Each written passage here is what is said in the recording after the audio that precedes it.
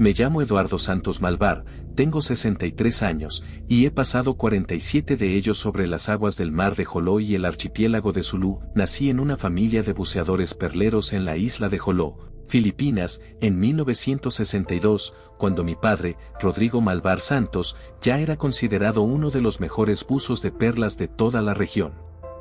Mi abuelo, Celestino Malvar, había sido buceador también, y su padre antes que él. En mi familia, el mar no era una elección, era un destino inscrito en la sangre. Aprendí a nadar antes de aprender a caminar correctamente, y a los 7 años ya acompañaba a mi padre en inmersiones poco profundas, aprendiendo a reconocer las ostras que contenían las perlas más valiosas solo por la textura de sus conchas y el peso específico cuando las sostenías en la mano. Mi madre, Isabella Cruz Malvar, murió cuando yo tenía 11 años, de una fiebre que los médicos de Manila nunca pudieron diagnosticar correctamente. Después de su muerte, mi padre se volvió más silencioso, más distante, como si parte de su alma se hubiera hundido en las profundidades que tanto conocía. Pasaba días enteros bajo el agua, buceando más profundo que nunca, buscando algo que ninguno de nosotros podíamos comprender.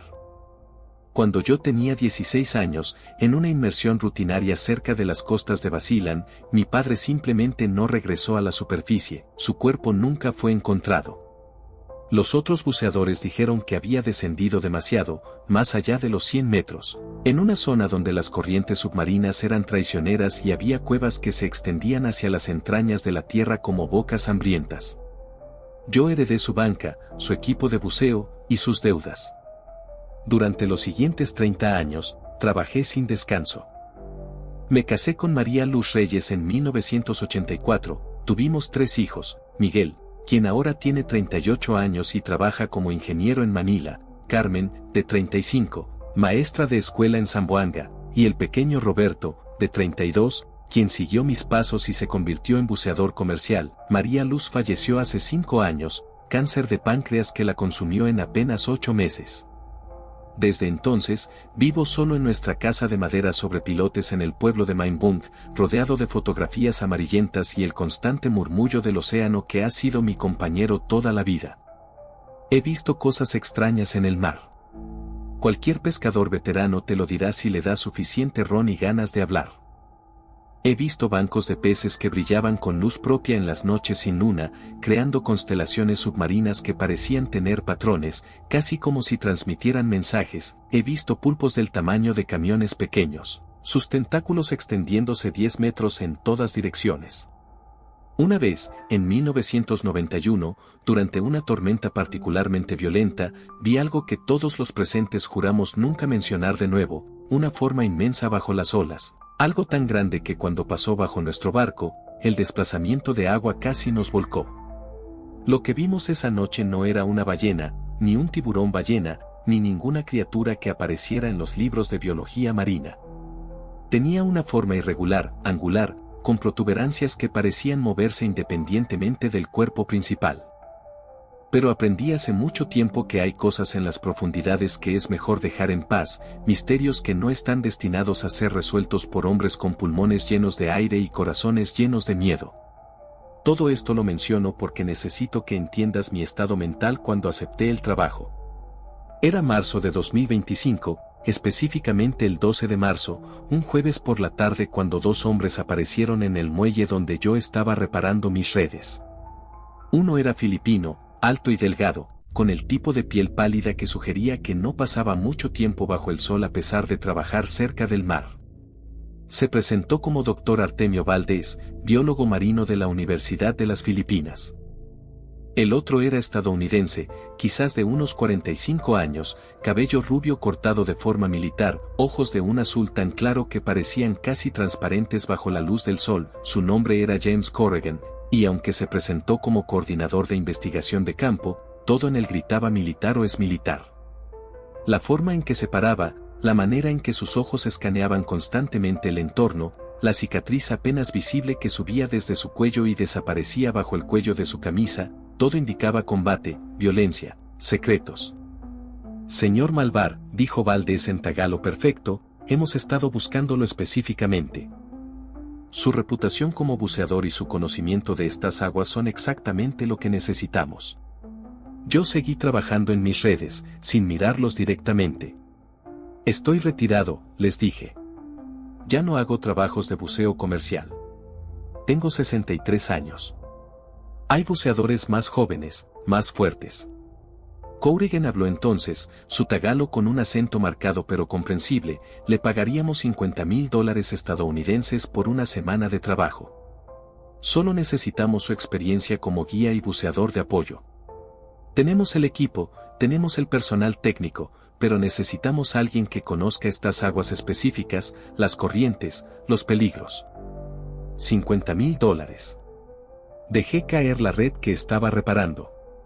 Era más dinero del que había ganado en los últimos 5 años combinados. Suficiente para ayudar a Roberto con el pago inicial de su casa, suficiente para las necesidades médicas de mi hermana mayor en Davao, suficiente para vivir cómodamente mis últimos años. ¿Qué tipo de trabajo?, pregunté, finalmente mirándolos directamente. Valdez sacó una carpeta de cuero, dentro había documentos, mapas, fotografías borrosas. Recuperación biológica, dijo. Muestras de especies profundas para investigación científica. Zona remota, coordenadas específicas en el mar de Celebes, aproximadamente 130 kilómetros al noroeste de las Islas San Gil. Algo en la forma en que lo dijo me puso nervioso. ¿Qué tan profundo? Entre 200 y 300 metros, respondió Courigen. Tenemos un ROV de última generación, sumergibles tripulados de clase científica. Su trabajo sería principalmente en superficie y coordinación, con posibles inmersiones asistidas de máximo 100 metros si es absolutamente necesario. Me reuní con ellos 2 días después en un hotel de Zamboanga, el 14 de marzo por la tarde, en una suite en el último piso con vistas al mar. Había otras 4 personas en la habitación. Un filipino de unos 30 años, musculoso y taciturno, que se presentó como Luis Abenojar, especialista en operaciones submarinas. Una mujer estadounidense de aproximadamente 40 años, doctora Sarah Chan, bióloga marina con especialización en fauna abisal. Su tarjeta de presentación indicaba afiliación con una organización que nunca había escuchado, Instituto Marítimo de Investigación Aplicada. Un técnico japonés, Kenji Tanaka, de unos 50 años, ingeniero de sumergibles y sistemas de soporte vital, y finalmente, otro estadounidense, más joven que Courigen, quizás 35 años, que fue presentado simplemente como Smith sin nombre de pila, sin explicación de su rol específico. El contrato que me presentaron tenía 43 páginas. Cláusulas de confidencialidad que abarcaban páginas enteras, con lenguaje legal tan denso que resultaba casi incomprensible. Penalidades por violación de confidencialidad que llegaban a los $500,000 y posibles acciones penales. Renuncias de responsabilidad por lesiones, muerte, desaparición. Una sección completa dedicada a encuentros con fenómenos no clasificados que tenía que ser reportados pero nunca discutidos públicamente. Les pregunté directamente, ¿para quién trabajan realmente? Courigen sonrió sin humor. Para gente con dinero e interés en mantener ciertos descubrimientos fuera del dominio público. Eso es todo lo que necesitas saber. Debí haberme levantado y salido en ese momento. Todas las señales de alarma estaban ahí, sonando como campanas en un temporal. Pero pensé en Roberto y sus deudas, en mi hermana y sus medicamentos, en mi casa que necesitaba reparaciones urgentes después de la última tifón. Firmé el contrato con manos que temblaban ligeramente, aunque me dije a mí mismo que era solo por la edad.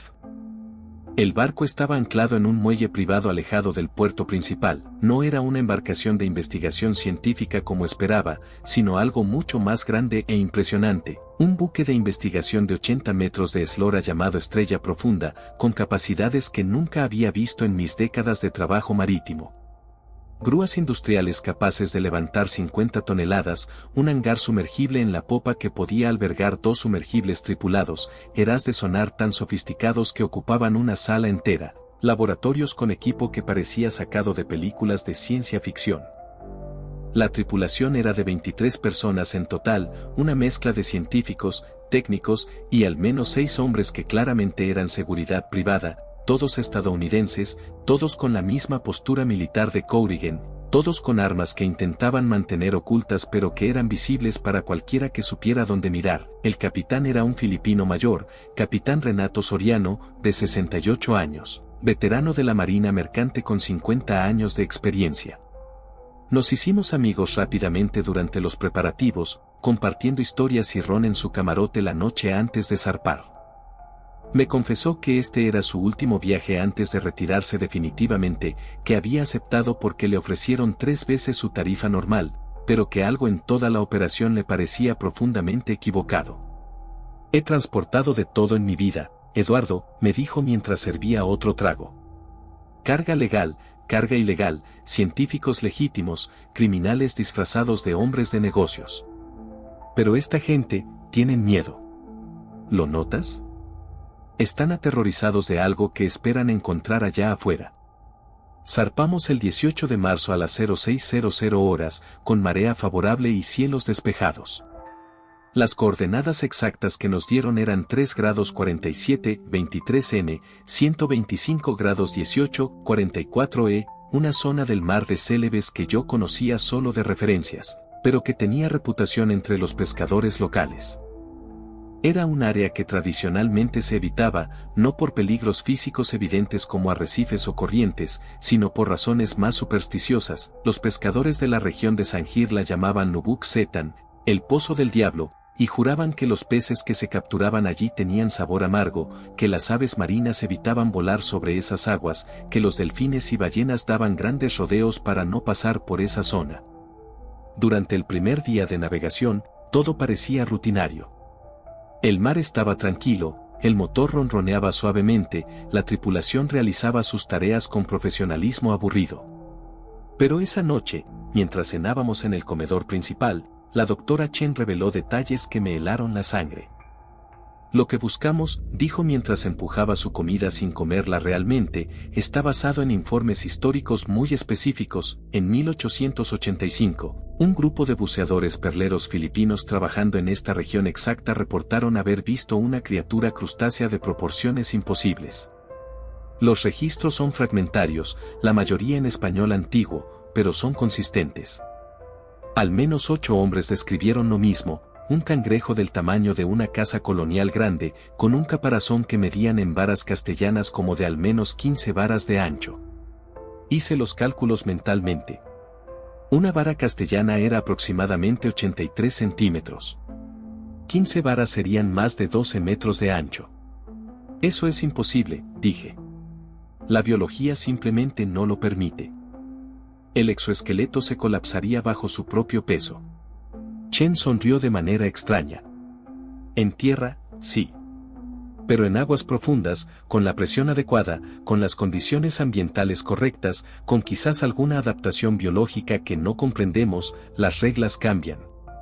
El segundo día, 19 de marzo, empezamos a notar las primeras anomalías.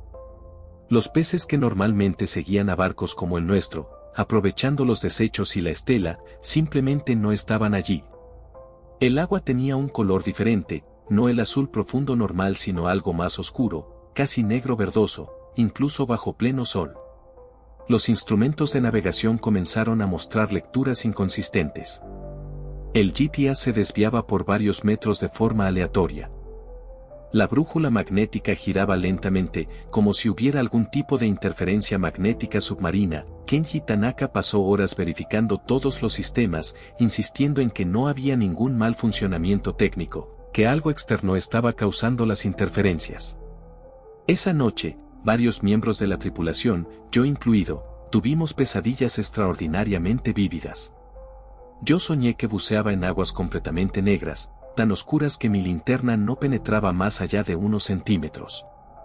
Sentía algo moviéndose a mi alrededor, algo masivo, algo que generaba corrientes de agua que me empujaban y tiraban.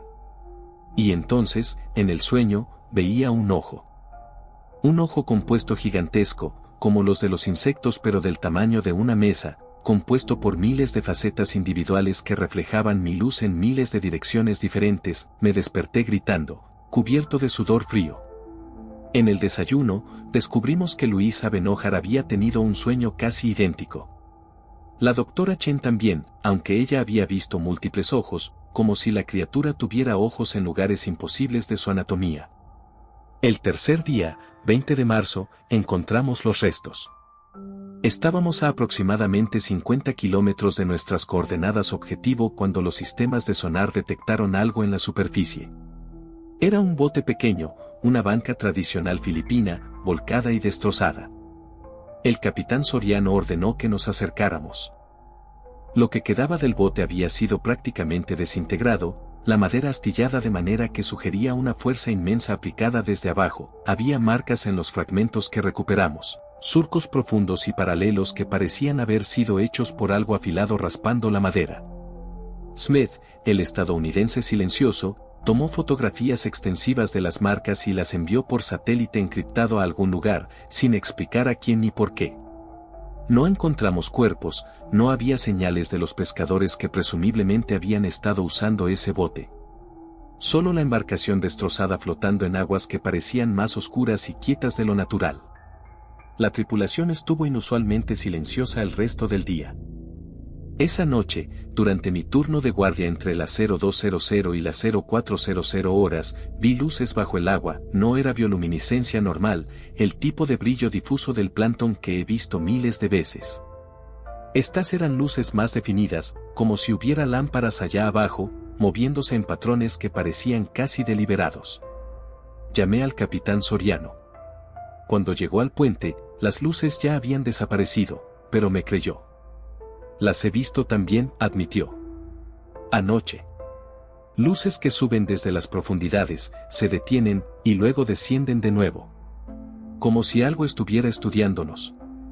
Llegamos a las coordenadas exactas el 21 de marzo a las 1430 horas. El agua era de un color que nunca había visto en mi vida, un negro casi sólido que parecía absorber la luz en lugar de reflejarla. Los ecosondas mostraban el fondo a 287 metros de profundidad en este punto, con una topografía submarina extraña, formaciones que parecían demasiado regulares para ser naturales, casi como estructuras construidas. Corrigan y Chen prepararon el ROV, un vehículo operado remotamente del tamaño de un automóvil pequeño, equipado con cámaras de alta definición, brazos manipuladores, y luces capaces de iluminar a 500 metros de profundidad. El despliegue estaba programado para comenzar a las 1600 horas. Mientras el equipo técnico preparaba el ROV, yo me paré en la cubierta de popa, mirando esas aguas negras, sintiendo un miedo primitivo en mis huesos que no había sentido en décadas. Luisa Benojar se acercó a mí, sus manos temblando ligeramente mientras encendía un cigarrillo. «Deberíamos irnos», susurró. «Hay algo terriblemente equivocado aquí. ¿Puedes sentirlo, verdad?» Pude sentirlo. El aire mismo parecía más pesado, más denso. Ningún pájaro volaba sobre nosotros a pesar de que estábamos a menos de 100 kilómetros de tierra. El silencio era absoluto, sin el sonido normal de olas pequeñas golpeando el casco, sin el ruido de vida marina. Solo silencio, profundo y completo, como si el océano mismo estuviera conteniendo la respiración. A las 1600 horas exactas, bajaron el ROV. Las grúas chirriaron mientras el cable de acero se desenrollaba metro tras metro. En el centro de control, 5 pantallas mostraban diferentes ángulos de las cámaras del ROV. Durante los primeros 50 metros, no vimos nada inusual, solo agua negra iluminada por los potentes reflectores del vehículo, pero a los 70 metros, las cámaras captaron algo flotando.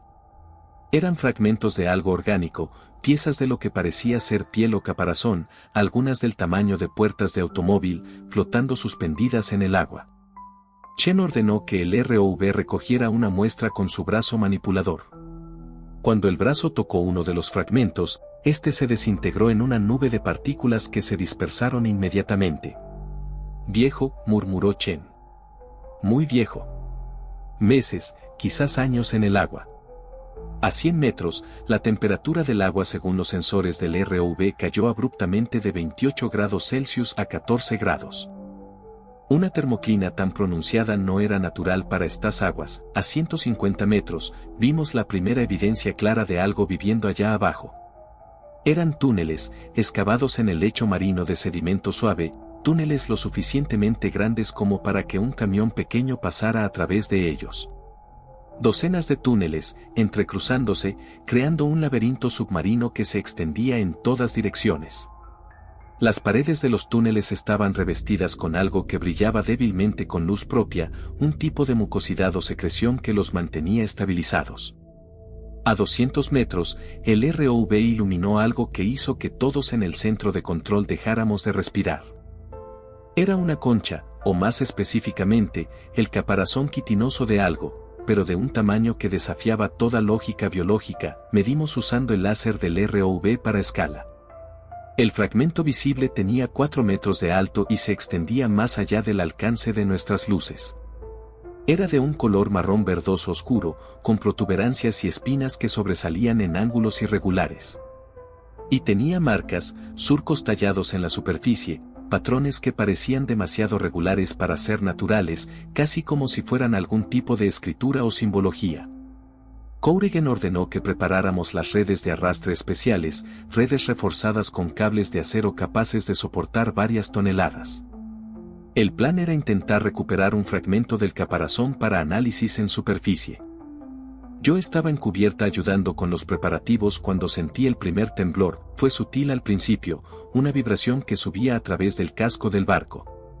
El capitán Soriano verificó inmediatamente los motores, pensando que había algún problema mecánico, pero los motores estaban apagados, habíamos estado anclados con posicionamiento dinámico. El temblor continuó, haciéndose más fuerte, más rítmico. Algo masivo se estaba moviendo allá abajo. En las pantallas del centro de control, las cámaras del ROV mostraron sedimento levantándose desde el fondo, nubes de arena y limo que oscurecieron la visibilidad. Y entonces, por un momento, vimos algo moviéndose en esa nube de sedimento. Era segmentado, articulado, con múltiples puntos de articulación que se doblaban en ángulos que parecían imposibles. Una pata. Una pata de cangrejo del grosor de un árbol grande, cubierta de crustáceos parásitos y algas de aguas profundas, moviéndose con una lentitud deliberada que de alguna manera era más aterradora que si se hubiera movido rápidamente. Bajamos las redes de arrastre a 250 metros, siguiendo las instrucciones urgentes de Chen para intentar capturar cualquier material biológico posible antes de que la criatura, fuera lo que fuera, se moviera fuera del área. Las redes descendieron lentamente, girando en las corrientes submarinas. Y entonces, a 267 metros de profundidad, algo agarró nuestras redes.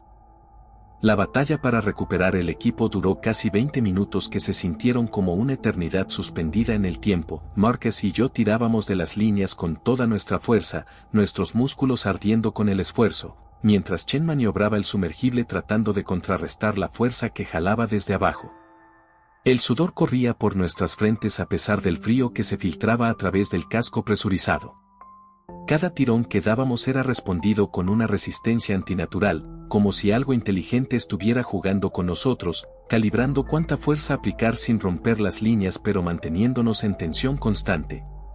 Nuestras manos sangraban donde las cuerdas habían cortado la piel, pero ninguno de nosotros se atrevió a soltar. Finalmente, con un tirón súbito y desesperado que nos hizo caer hacia atrás contra las paredes del compartimento, algo se dio abajo, la resistencia desapareció tan abruptamente que casi perdemos el equilibrio completamente.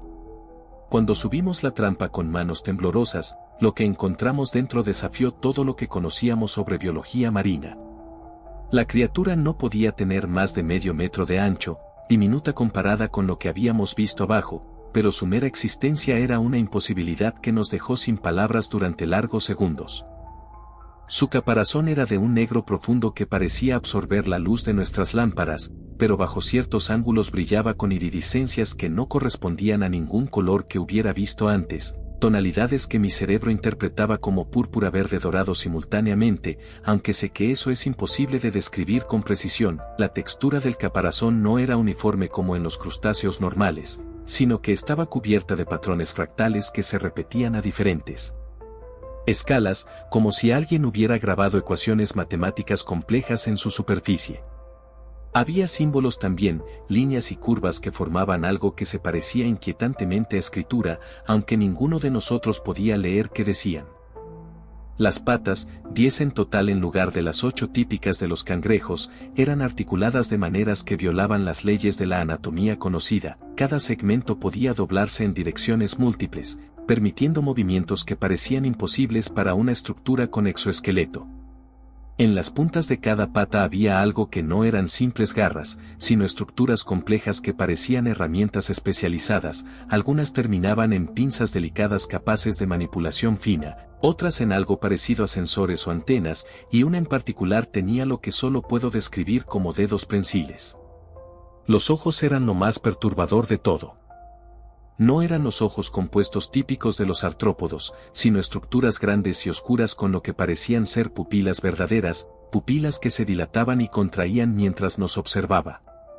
Había inteligencia en esa mirada, una conciencia clara y evaluadora que nos estudiaba con la misma fascinación horrorizada que nosotros sentíamos hacia ella. «Esto no debería existir», susurró la doctora Reeves, su voz científica quebrada por el asombro y el terror. La presión a esas profundidades, el tamaño que vimos, las estructuras biológicas necesarias, nada de esto tiene sentido. Se inclinó más cerca, su curiosidad científica finalmente superando su miedo, y comenzó a tomar notas frenéticas en su tableta. La relación masa-superficie está completamente mal. El metabolismo necesario para mantener ese tamaño a esas profundidades requeriría, no sé qué requeriría. Es biológicamente imposible. Márquez extendió una mano temblorosa hacia la criatura, pero antes de que pudiera tocarla, ésta se movió con velocidad sorprendente, golpeando el vidrio de la trampa con una de sus patas especializadas. El sonido resonó en el compartimento como una campana, un tono puro y claro que de alguna manera llevaba significado, aunque ninguno de nosotros podía articular qué significaba. Chen palideció aún más y empezó a murmurar en cantonés, palabras que sonaban como oraciones antiguas o advertencias que había escuchado de su abuela. Fue entonces cuando el sonar comenzó a enloquecer nuevamente. Esta vez no eran solo puntos luminosos en la pantalla, sino firmas masivas que ascendían desde las profundidades, múltiples contactos moviéndose en formación organizada. Chen gritó algo ininteligible y tiró de las palancas de ascenso con desesperación renovada, pero ya era demasiado tarde. Las criaturas adultas emergieron del abismo como montañas vivientes surgiendo de la oscuridad primordial. La primera que vimos claramente en nuestras luces era imposiblemente grande, fácilmente del tamaño de un edificio de 4 pisos, su caparazón negro brillando con los mismos patrones fractales que habíamos visto en la cría pero magnificados 1000 veces. Se movía con una gracia que desafiaba su masa, cada pata del grosor de un tronco de árbol tocando el fondo marino con precisión calculada. Detrás de ella venían otras dos, igualmente masivas, formando un triángulo perfecto alrededor de nuestro sumergible. No nos atacaban, no todavía, pero su presencia era una amenaza que necesitaba palabras. «Dios mío», gimió Márquez, presionando su cara contra la ventana de observación. «Son inteligentes. Miren cómo se mueven. Están coordinados. Están comunicándose». Y tenía razón. Podíamos verlo en la forma en que se posicionaban, en los destellos de bioluminiscencia que pulsaban a través de sus cuerpos en patrones complejos, en la forma en que sus antenas se movían en sincronía. Era un lenguaje, uno que no podíamos entender pero que era innegable en su complejidad. La criatura más grande se acercó hasta que su ojo, del tamaño de nuestra ventana de observación completa, estaba a apenas centímetros del vidrio. La pupila se contrajo enfocándose en nosotros. Y en ese momento algo imposible sucedió. Imágenes comenzaron a inundar mi mente, no como pensamientos propios sino como transmisiones directas, conceptos puros sin necesidad de lenguaje. Vi ciudades en las profundidades, no construcciones como las nuestras sino estructuras orgánicas que crecían del lecho marino, torres de coral negro y calles que brillaban con fosforescencia viviente.